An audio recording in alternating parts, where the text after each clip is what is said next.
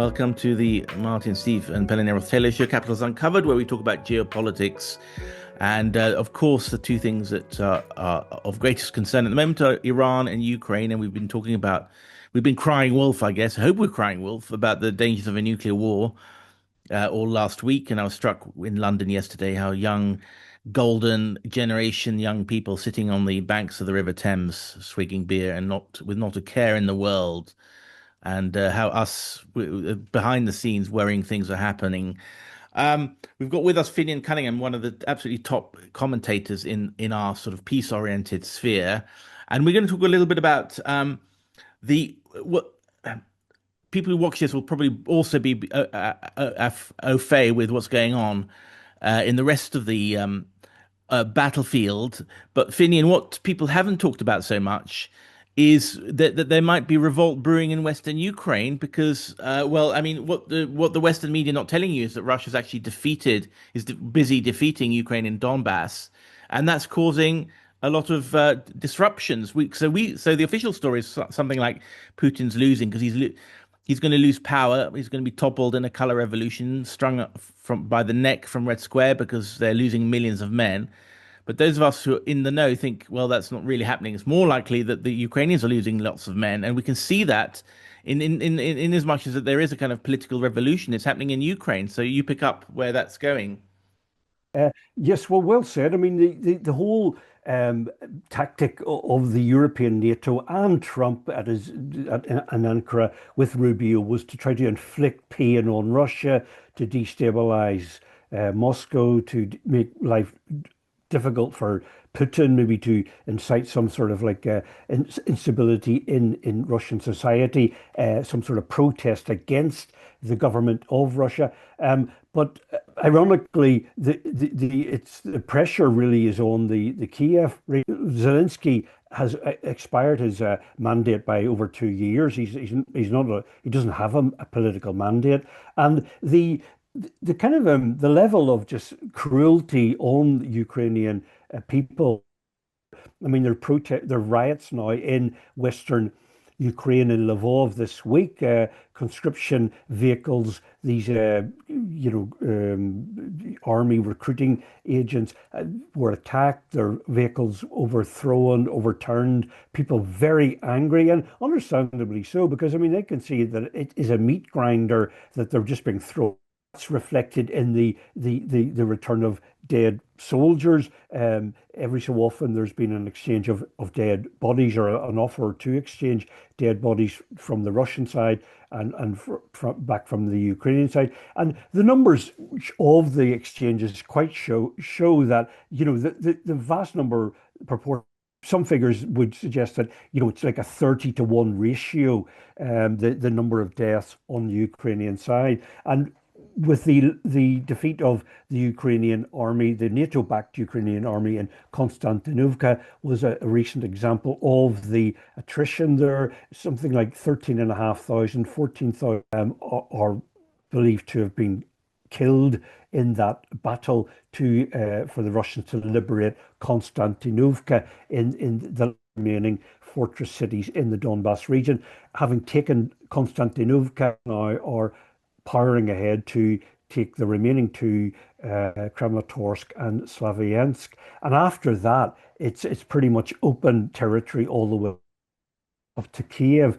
Now, the attrition, the death toll that the Ukrainian side is tremendous, is horrific. Now, the Western media are trying to lately make out that the Russians are suffering huge casualties without any evidence for it. I mean, if we go on proposed for exchange, you're talking about a 30-to-1 ratio, 30 Ukrainian dead to every one Russian soldier. So if a fairly accurate estimate of 1.5 million Ukrainian deaths, that's putting the Russian death toll, at a fraction of that.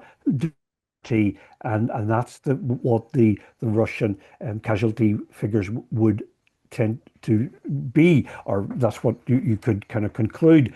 So the protests, the resistance from the Ukrainian people is mounting. They can see that this is a senseless meat grinder situation that they're being thrown into to justify Zelensky and his regime and billions of euro and dollars worth to keep their corruption going. They have to the viable war that we are a worthwhile combative force against Russia, whenever the reality is that they're just being absolutely wiped out, or that's reflected in their protests and their absolute defiance of these snatch quads that are trying to round them up.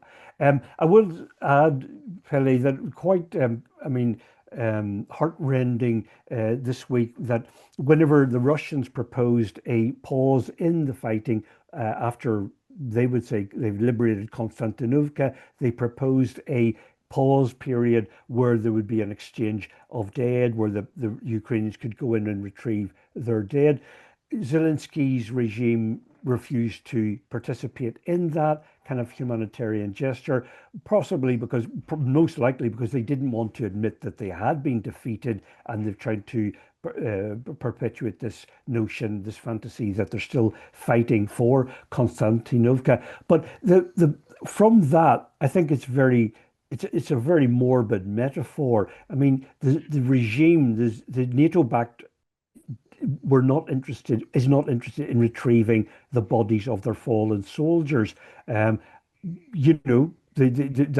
that's you have to conclude that that's just the callous attitude towards their fallen soldiers. That's something to It's be. because they don't want to pay out Well, death rates or something, which would bankrupt the that's Ukrainian exchequer. And that could be that's why they're an not counting as many dead. I mean, the low KIA rate, because all the bodies are lying on the battlefield, to yeah. be collected by the Russians, and so that the Ukrainians don't want to know them, because then they'd have to bankrupt the Ukrainian exchequer. I mean, it's like tens of billions of dollars, hundreds of billions of Yeah. dollars that they're due to pay out.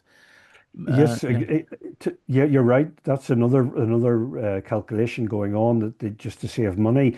But the two things put together, Pele would portray a very callous, heartless, absolutely cynical regime. They're rounding up, people off the streets against their will, forcing them into the backs of vans to shove them off to the front lines with minimal training to Mm, be slaughtered. And yet, when they're slaughtered, they're not their bodies are not even retrieved.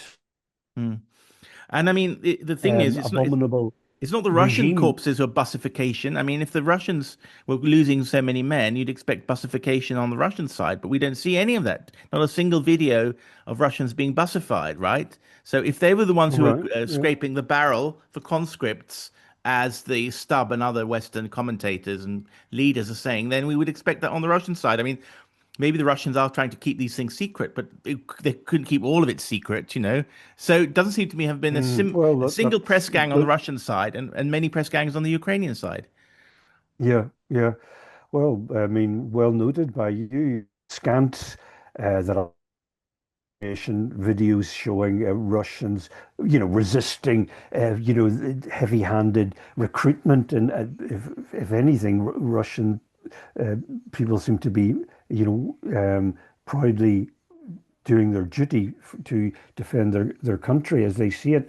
I mean, it is for the Russians an existential threat from the US and its NATO allies with this Kiev neo-Nazi regime.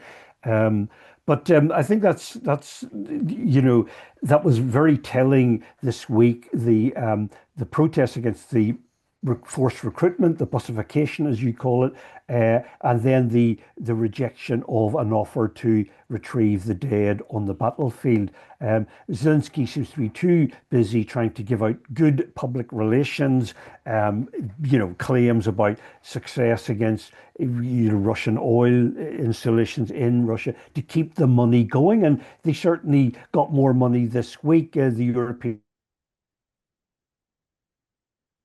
saying at the beginning, I'll just repeat it in case we lost that. They're pledging now 160 billion dollars worth. That's 140 billion euros worth over 2 years. 20 billion euro in each year, $80 billion in each year, and this is I mean, this is just kind of insane militarization of Europe's economies, European societies, to the great detriment and hardship of European citizens. But it's just a war-driven economy to satisfy Russophobic politicians who see everything through a prism of hatred of Russia and kind of a morbid, you know, paranoia about Russia. They're so incredibly fearful of that they will end up strung up from the squares, that they're focusing they're a kind of almost a subconscious fear that they are in fact deeply hated on another enemy, you know. And in Yeah. fact, it's not the Russians that are going to get them; it's our publics are going to get them because we're so angry. And they don't care about Ukrainians. Why would they care about us? You know, I mean, Mm, if you think of why the Brits don't care about the Ukrainian soldiers, why would they care about a Baltic soldier or a Swedish soldier? It's just more meat to feed into the meat grinder, you know. I mean, so then that's of course what the reason why they're downplaying the Ukrainian casualty rates, if nothing else, so that Europeans don't realize what's actually going on, you know, and who's dying yeah. in this pointless war. Yeah, I mean, it has to be just the propaganda lies have to be just so huge to cover up the crimes that are being done in Europe's name, to fight this futile, bloody war that's costing European generations, well, first of all, millions of deaths, casualties on the Ukrainian side, but in addition, then generations of Europeans are going to be in debt for decades to come, That's right. with this kind of gargantuan waste of money. And we were talking about, trillions of euros worth. The Euro elites are mortgaging the future of generations in Europe to this absolutely,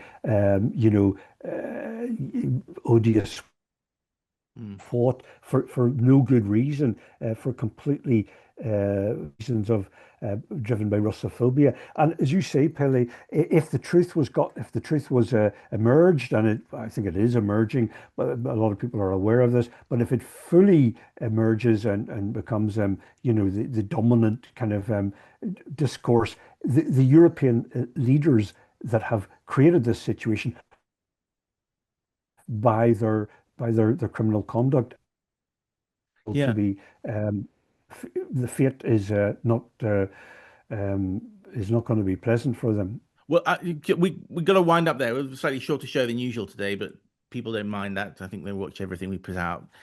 What do you Mm. think? So this is the first inkling I've seen of protest against Zelensky, and of course it's centers on this highly controversial policy of press ganging. You know, and these horrible videos of people being Yeah, hauled into vans to be dragged off yeah. and Well, sent to their deaths. Do you think this is going to be the beginning of something, a new protest movement in Ukraine? I've a long time.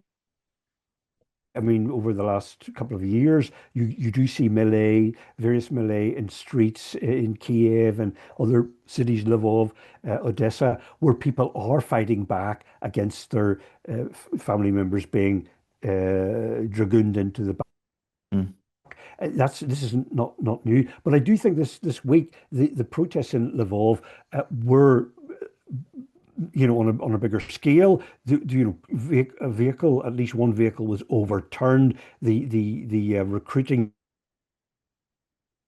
physically by a large crowd. And Lvov, after all, is a very nationalist city in the west of Mm. Ukraine. Mm. They should be of the most gung-ho anti-Russian kind of community or population. Yeah, right.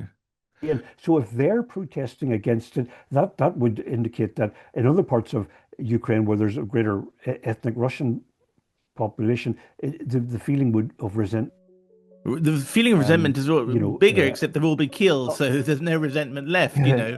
And this because yeah, a cynic yeah. might say, well, that Ukraine is trying to kill off the Russian speakers before they touch the nationalist parts, but I don't know, maybe not. But yeah, very interesting. We'll follow that closely, and I think we'll wind up there, Finian. And I wish you a very good evening there in cool Belfast. I'll be looking up property prices Okay, there Billy, well, you take tonight. Thank you care. very Try to keep much. warm. All Take right.